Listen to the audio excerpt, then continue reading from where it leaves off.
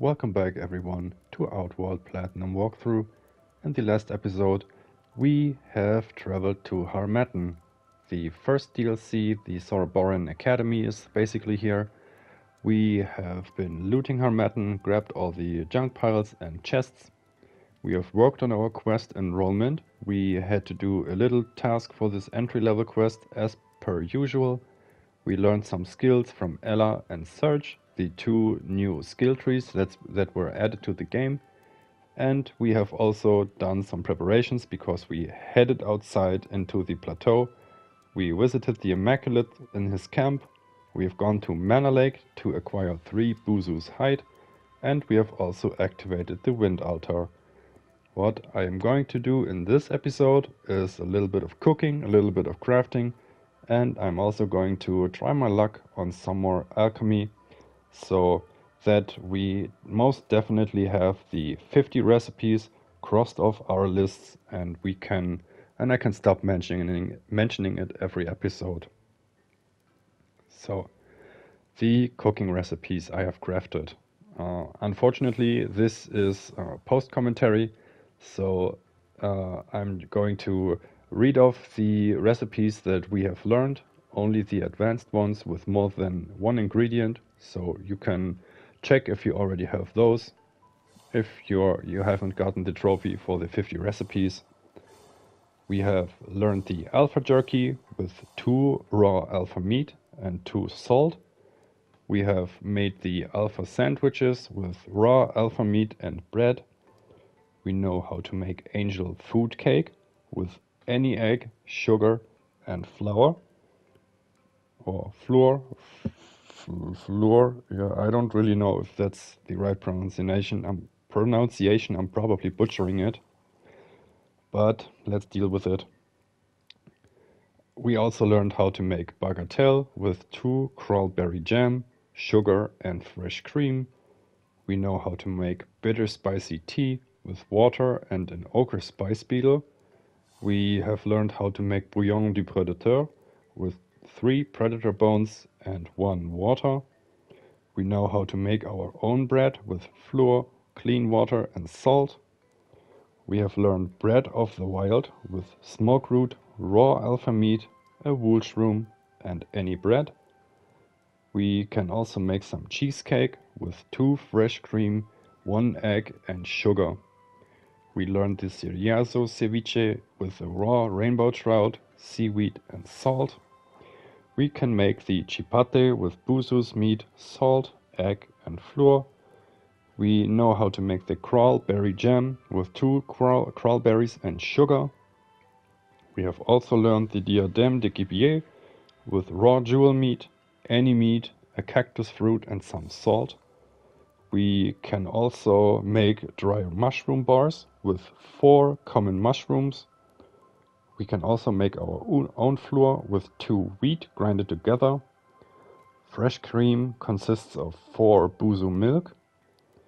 The fungal cleanser is made with a wool shroom, any other shroom and an ochre spice beetle. The gayberry jam consists of 4 gayberries. The gayberry tartine you know from the beginning of the game, so you will have this one definitely. We have also made a lot of jerky up until now with 2 meat and 2 salt. We learned the Luxley shed with larvae egg, azure shrimp, a raw rainbow trout and also some seaweed. We have made ourselves quite a lot of marshmallow jelly with 3 marshmallows and gayberry jam. We have also made marshmallow tartine with aforementioned marshmallow jelly and any bread. The meat stew you know from the beginning of the game. The miner's omelette consists of 2 eggs and a common mushroom. The mineral tea is made with water and gravel beetle. The needle tea is made with water and cactus fruit. The ocean fricassee is made of larvae egg, fish and seaweed. Pot au feu du pirate contains 3 fish and 1 salt. The pudding chômeur is made of flour, egg, sugar and Buzu's milk. For the pungent paste, you mash together an egg, an ochre spice beetle and some fish. The Savage Stew is raw alpha meat, a marshmallow and a gravel beetle. The Soothing Tea is made of water and seaweed. And finally we have the Tormip Pottage, which is 3 Tormip and salt. So, as you have seen when you have been following along, my go-to food items are the jerky for the slow but steady health regeneration, and also the marshmallow tartine once you have access to marshmallows to increase our stamina recovery. And when I want to recover my mana, I usually just eat either a Tormip or a Tormip Pottage. It makes no real difference to me because I only use my mana for buffing. So I have time in general, usually. Okay, next we are going over our basic crafting menu. So this is quite a few things to get through, so I'm going to read them off the wiki to make it a little easier for me with the post commentary.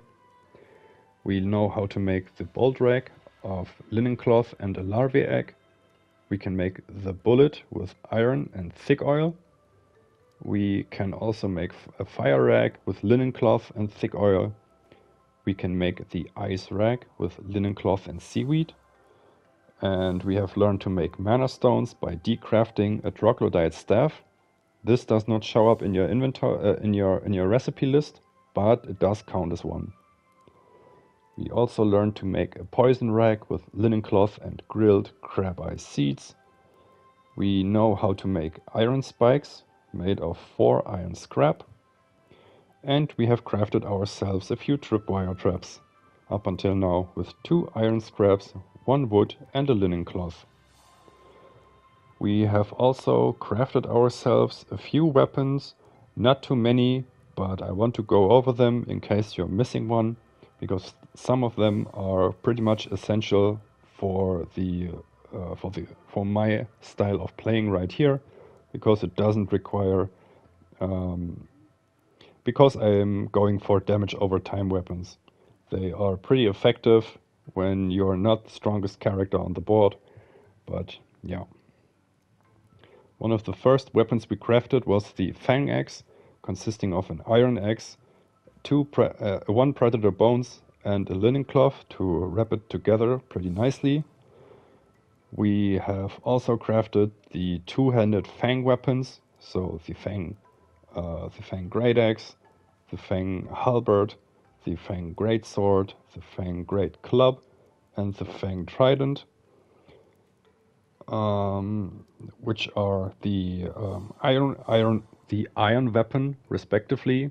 So Fang Trident, Iron Spear, 2 Predator Bones, and a linen cloth. And this is the same recipe for all the other weapons too, the 2-handed ones. If you want to make the 1-handed Fang weapons, you just take away 1 Predator Bones and you're good. Okay, next we have made ourselves the Gold Lich Mace, which is an iron mace with a gold lich mechanism and some firefly powder. We have also learned in Levant the recipe for the golem rapier, which is 2 broken golem rapiers fused together with palladium scrap and some crystal powder. I don't plan on using those, I'm just selling them, but the broken golem rapiers, when you're fighting sword golems, they drop them pretty often. We have also made ourselves a nice little horror axe with the aforementioned Fang Axe, a horror chitin, palladium scrap and occult remains. We have this weapon since the later half of the second half of the Chersonese basically, and it has done us quite a good service up until now. We have also crafted 2-handed horror weapons. The recipe is the same as for the horror axe, horror chitin, occult remains, palladium scrap and the Fang weapon, but the 2-handed ones I plan on using pretty much every single one of them. But a nice one is the horror spear. It's a very long spear. I think it's one of the longer ones in the game. So in case you're getting hit a lot, I also mentioned it at the beginning of the game, you might rather craft yourself a horror spear instead of a horror axe. We have also made ourselves a manticore dagger, which is a manticore tail, some ammonite and a palladium scrap. I haven't gotten too much use out of it up until now, because I have a stronger dagger, and I'm also going to make myself a very powerful dagger later on in the episode. But we have crafted ourselves my personal favorite weapon, especially in the early game, which is the obsidian pistol, with the flintlock pistol, an obsidian shard, some palladium scrap and a crystal powder. This thing is a effing beast. It sets every enemy that isn't immune to burning on fire with one single bullet, or even one iron scrap if you're using the shatter bullet skill. This is very, very strong, because there's no other weapon in the game that has 100% inflict burning. Okay, we have also made the thorny claymore and the thorny spear, which consist of 2 thorny cartilage, 1 palladium scrap, and either the iron claymore or the iron spear. And lastly, we have made ourselves a tyrannosaur axe with a brutal axe, some palladium scrap, and an alpha tyrannosaur tail. The tail I have received as a random drop, so I made it anyway because it does inflict extreme bleeding. So 3 damage over time effects separated over 3 weapons, but hey, you take what you can get. Next, the equipment we have crafted. We made ourselves the ammonite set. You can craft that pretty much before you ever leave the Chersonese, which consists of the padded armor, so armor, helmet or boots, with 1 ammonite and 1 palladium scrap. I didn't use that one because I got the scaled leather set before I had the padded set together. So we have also made ourselves the Buzu hide backpack. The Buzu hide backpack is the reason we went to the Mana Lake, because we want to use our scaled satchel and attach 3 Buzu's hide to it. Why is the Buzu hide backpack so good? It is the backpack with the highest capacity that does not interfere with your dodge roll. And it also has a 10% corruption resistance. I mean, the capacity is still 75. Yeah, but it's better than nothing. As you have seen so far, I personally am not a great friend of either dodging with the backpack or dropping the backpack for combat. And except for a few minor instances, I think we've done pretty far without that. Okay, we also know how to refill our Explorer Lantern with some thick oil, which is the same for any lantern that uses oil. The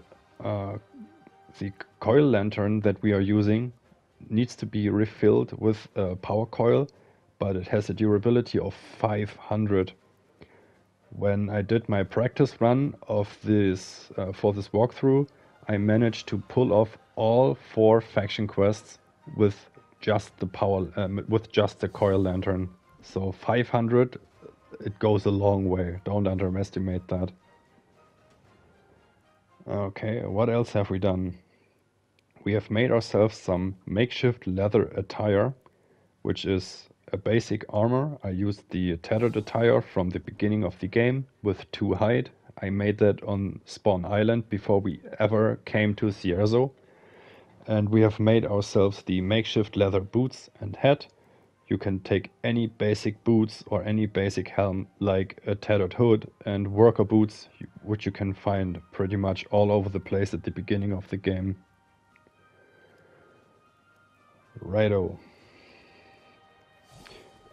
The primitive satchel you know from the beginning of the game, but we have learned the recipe for the scaled leather set, which is any basic armor, I used the makeshift leather set for this one, so the I got some use out of it because it doesn't sell for much, and now I attached 2 scaled leather and 1 predator bones to any of the pieces of the set. And the scaled leather attire was pretty helpful for quite a while. And in order to make ourselves the Buzu hide backpack, we also made the scaled satchel with the primitive satchel that we found in our home at the beginning and 3 scaled leather. Unfortunately, in this playthrough, I got the Mephinus trading backpack before I could ever really use the scaled satchel. But when you don't find any power coils, this backpack is the best early game backpack, up until you find Zoran's hunting backpack. Backpack. Alright. And this is basically all the survival and crafting recipes that we have learned. I'm now going over the alchemy recipes that you may already have or that you definitely want to have. We have crafted ourselves 1 Admiral incense with 2 Dreamer's root and elemental particle light. We have the antidote with the common mushroom, some thick oil and water. I learned the assassin's elixir with water, raw jewel meat, firefly and crystal powder. This one is not necessary, I just made it so my raw jewel meat doesn't rot. You want to learn the astral potion made of star mushroom, tormip and water. There are other options to craft those, but this is in my opinion the most cost efficient.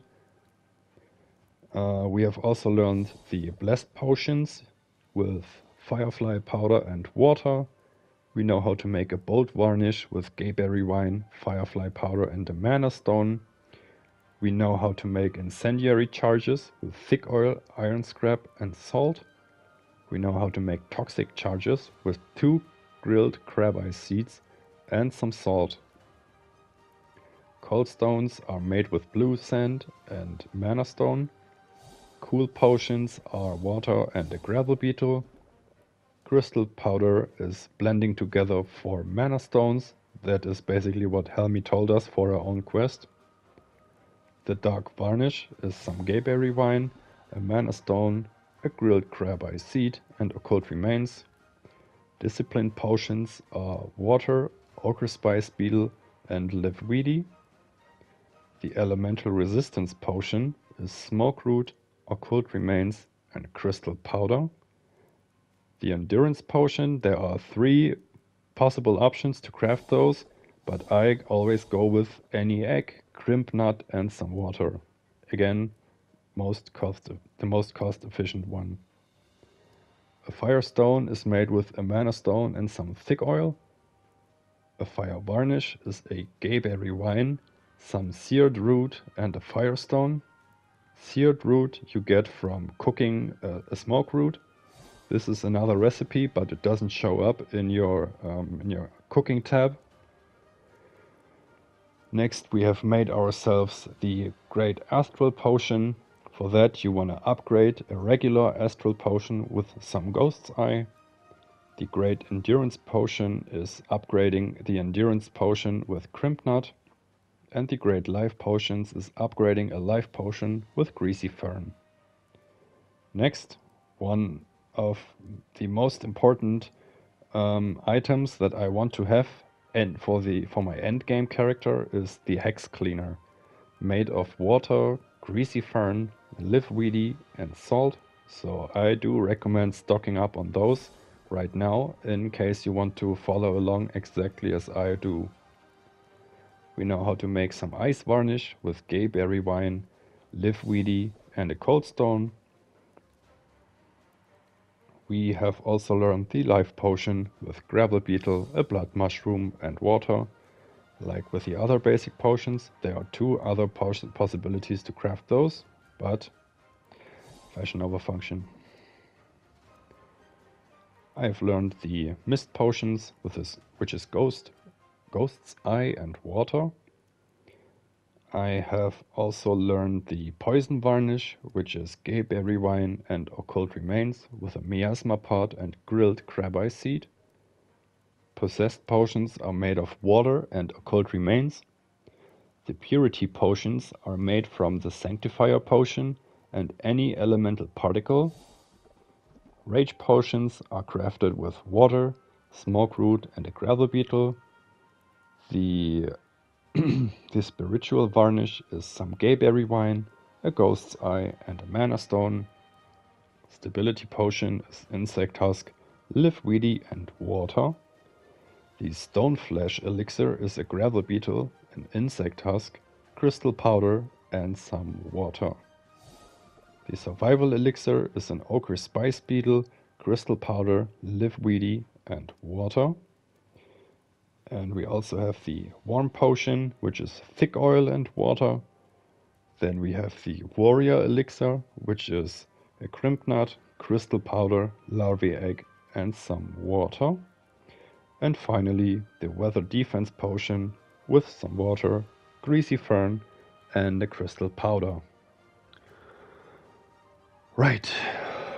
So this is pretty much all the recipes that we have learned up until now.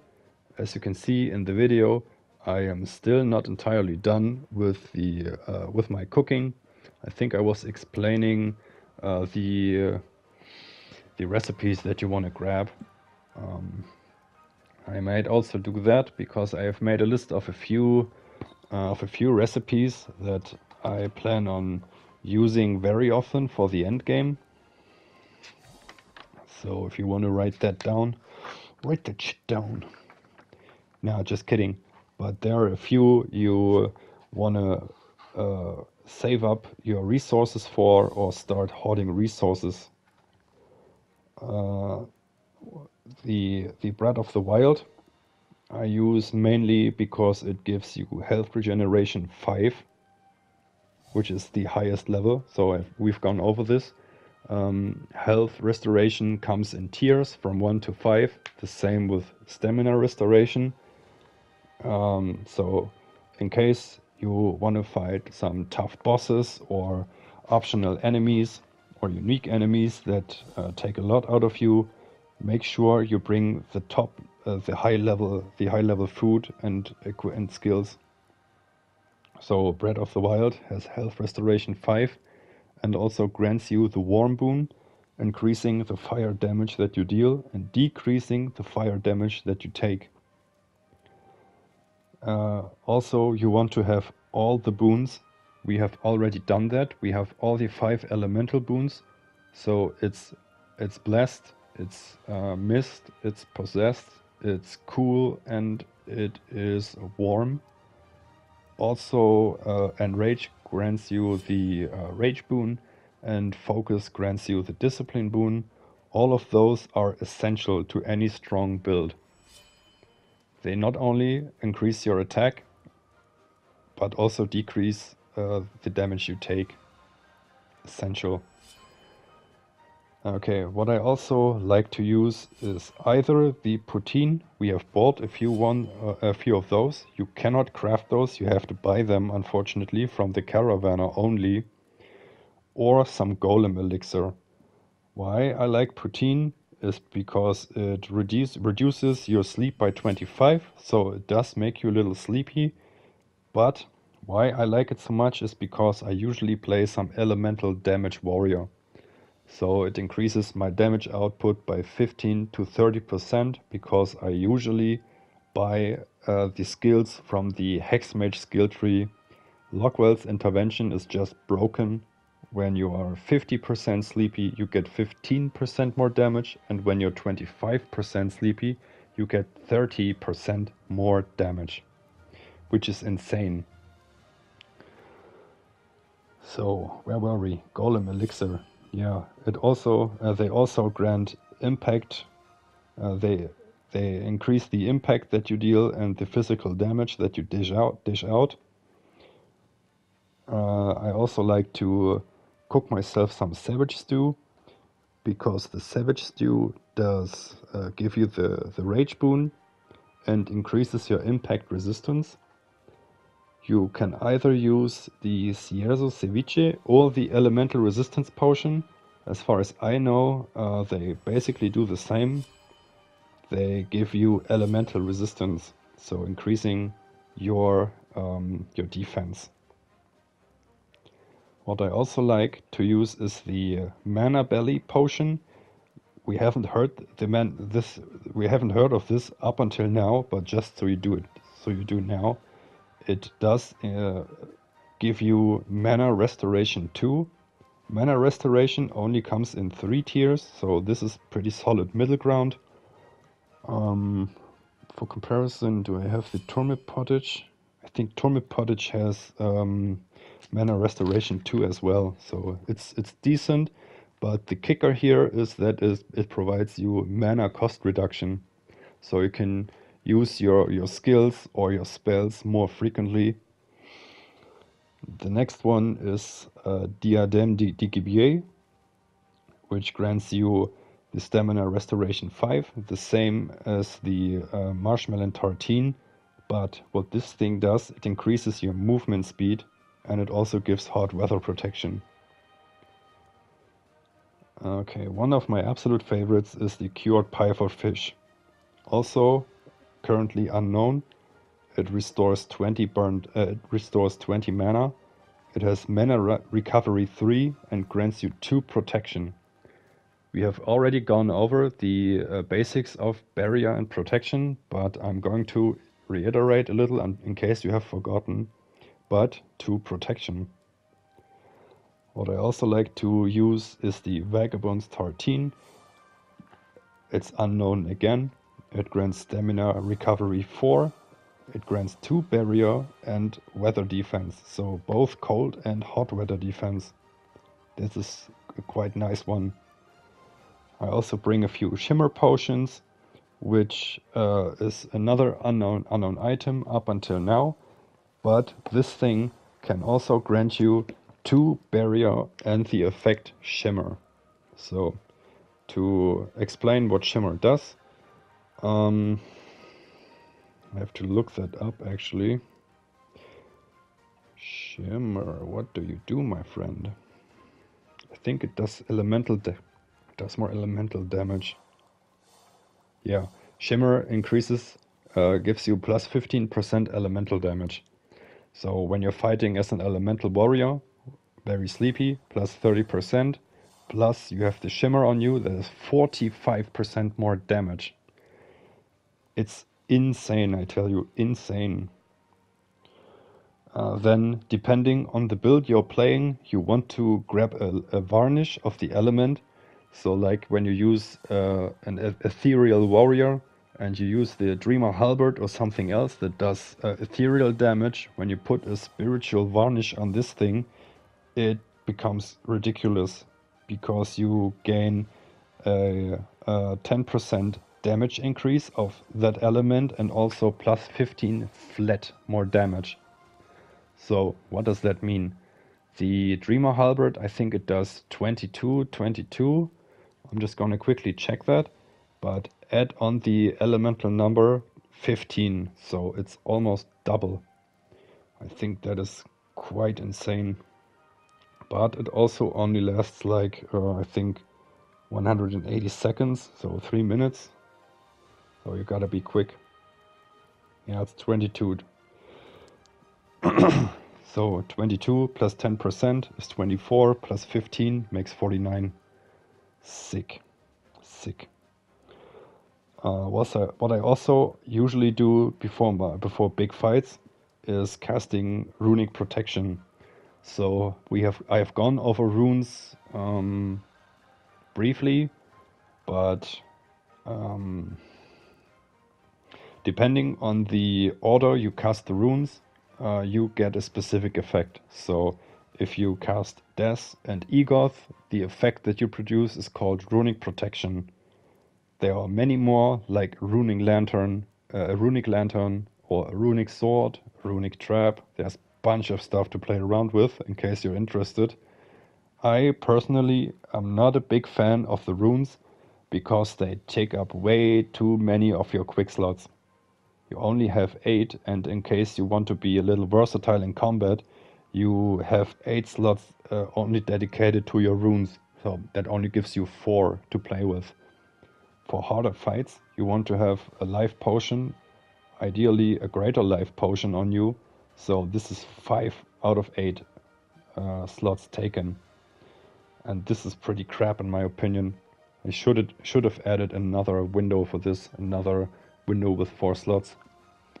But enough bitching around. What you can also bring for the very, very tough fights is some elemental immunity potions. I think we have picked up one here and there. What this thing does is give you elemental immunity. So any elemental damage is just poof, gone. But it only lasts for 15 seconds. So when you have a sick burst build with strong damage in a short amount of time, this thing will protect you, and you can just go ham. Run in there, burst out everything you have, and wipe the floor with whatever you're facing off against. And finally, very underrated is the Hex Cleaner. The Hex Cleaner grants you 75% status resistance. Some of the tougher enemies do nasty status effects.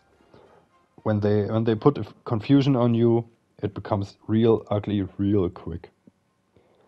But as you can see me doing, I am now going over the enchanting process. So I planned my table and I'm heading north. The recipe I want to use is Unsuspected Strength, which says north close, north far, east far, and west far. So now I set up the close one. Now I'm gonna roll for the far one. Go on, roll. You can do it. Ah, now it's the close one, I guess. Yeah, but I'm setting up the enchanting pillars right now, and fill them up with the incense I need, which is the Admiral's incense.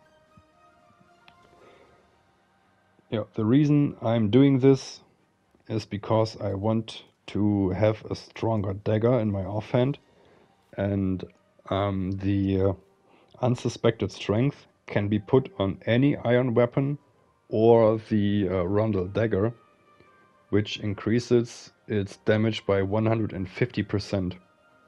Unfortunately, it does not increase the impact from what I can read, but combine this with our cannon pistol Shatter Bullet, and with the Opportunist Stab, you can dish out ridiculous damage.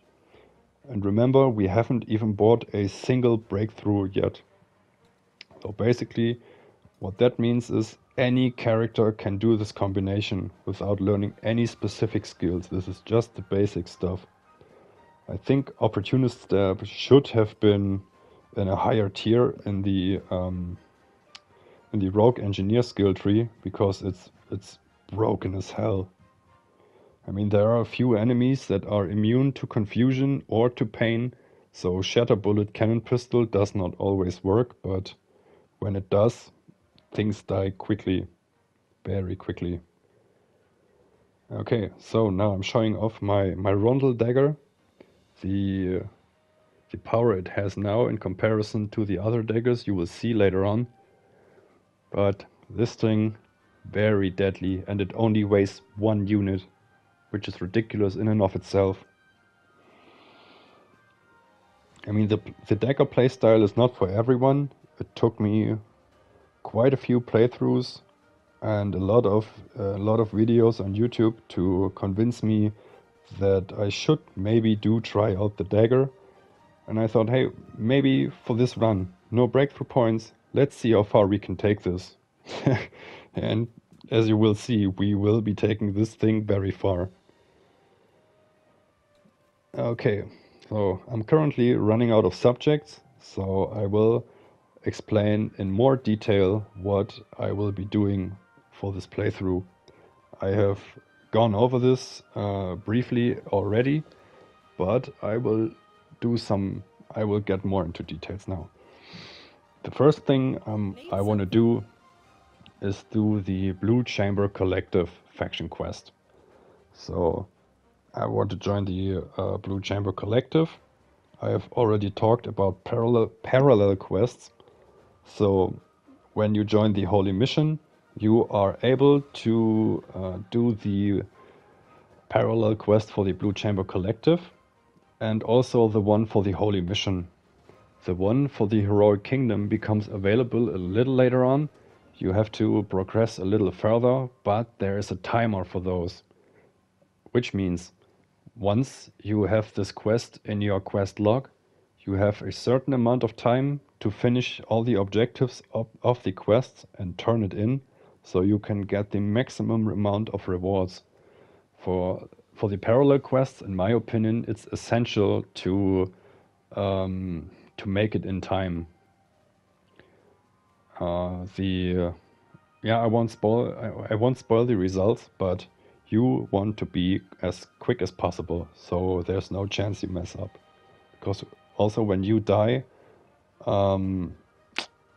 it may take a few days out of your calculation, and when you're close to the end and you're suddenly smacked off a bridge or something, or smacked dead, then this could really hurt. Other than that, where was I? Parallel quests, timers. The parallel quest here for the Sauroborean Academy can be completed at any point in time. You can do it right now without joining a faction. You can do it alongside with the others, or even after you completed your first faction quest completely. Yeah, then parallel quests done. We are going to go through the Blue Chamber quest line. During all of the factions quests, there is some traveling involved. So it's a little more with some and a little less with others, but in general you have to travel quite often. Which means that we want to plan our route as efficient as possible. So when quest A says please go to that place, and our faction quest says please go to this place, we'll do it. In German we say we are doing this with one dishwashing. Wir machen das in einem Aufwasch. Little German phrase for you, just to make it more beneficial. Yeah. After that, I have not decided yet if I want to do the Sauroborean Academy or the Heroic Kingdom, because I want to save the Holy Mission for last. This is the quest I want to have all the benefits from, because it grants us quite a few passive skills and a few active ones, which I want to have, which I need to have. And with our Holy Mission champion, basically, we are going to tackle the final DLC of the game and face off against some of the strongest enemy the game has to offer. And basically, we will do all the rest of the stuff. Because I can't end this until I have showed you everything this game has to offer. I think it's a magnificent but pretty underrated game. There's only a few content creators who make some decent content. I have linked 3 of those in the description of all of my videos up until now, because they helped me a very great deal. It takes quite some time to get into this game. You have to do some browsing in the wiki, because the game doesn't hold your hand. I think a few more explanations here and there would be good for the fan base and the community and the general sales of the game, because I want to see Outward 2, cough cough. But with all joking aside, this is pretty much the order the playthrough will go. And what you do want to do, I have already done that at the beginning of the game. Save up on a few mining picks, save up on a few fishing harpoons, and definitely make sure you gather as much money as possible. For the final DLC quests, you will need about 500 gold ingots. Now, don't get discouraged. That might sound like quite a lot, but we want to do 4 faction quests. When I did this on my practice run, I had about 150 gold ingots only after finishing the Blue Chamber Collective. So don't fret, we will get the money easy. So now, when you are in Harmattan and you talk to the Soroborian Caravaner, he can take you to a random location. By random location, I mean any other city from the base game. Unfortunately, he brought me straight to Levant, which doesn't help too much, because I want to work on the treasure hunt. But for the treasure hunt, we will have to go to Enmerkar Forest. So the most ideal situation would have been if he took us to work. But if you also return to Levant from your little trip to Harmattan, you want to make sure that you sell off all the equipment that you don't want to use, and also buy as many gold ingots as possible. Here I just reloaded my character and I did just that. And I think I have around 180 gold ingots at this moment. But money will come. It doesn't matter if you have less coin than me right now. It's only the end result that matters, and we will reach the same destination. Okay, the idea now is to just head through the desert, go to Enmerkar Forest, and that will be the end of this episode then. What else? I'm not going into detail why the Holy Mission will be the final quest. From the general flair of the quests, how they feel, how immersive they are. I think the Soroborian Academy is the best one. I mean, it's also the latest one. They had experience working on the first three, but if I would have to rank them, I think the Blue Chamber Collective is okay. It's decent. It's fun enough. It's basically the faction quest that is supposed to introduce you to the politics of the game, sort of the basics of the story. Doesn't go into too much depth on anything. It's not too hard. Most of the enemies you face in the areas that you have to go to are okay-ish, not too strong. For example, here in the desert, there are a lot of enemies that deal fire, that deal more elemental damage, not only physical. So you have to be better defended. You have to be able to defend yourself better. Yeah, like that. Ugh. It's hard talking for 40 minutes straight. I never noticed that until now. Then the next one, I would say, so the blue faction, I think, is, yeah, the bottom tier. It is okay, but it's nothing to write home about. The next one from the general flair, I think, is the Heroic Kingdom. It's a nice one. You face off against a few tougher enemies. You don't get many rewards from it, but at the end of the quest you get a pretty strong one. So I guess it kind of pays off, but I'm not into. It's a little more political. I don't like it all that much. The second place for me personally, it's my personal favorite, but I have more fun with the Soroborians, to be honest. But place 2 would be the Holy Mission. What I really hate about the Holy Mission quests is that you have to travel all over Arai. You're barely at the same place for more. You have to travel around a lot, and I think it's a little annoying because you will only be running across the map from point A to point B because there's no what's it called? Quick travel? Yeah, something along those lines. And the top one has to be Sorobora. To be the Soroborian faction.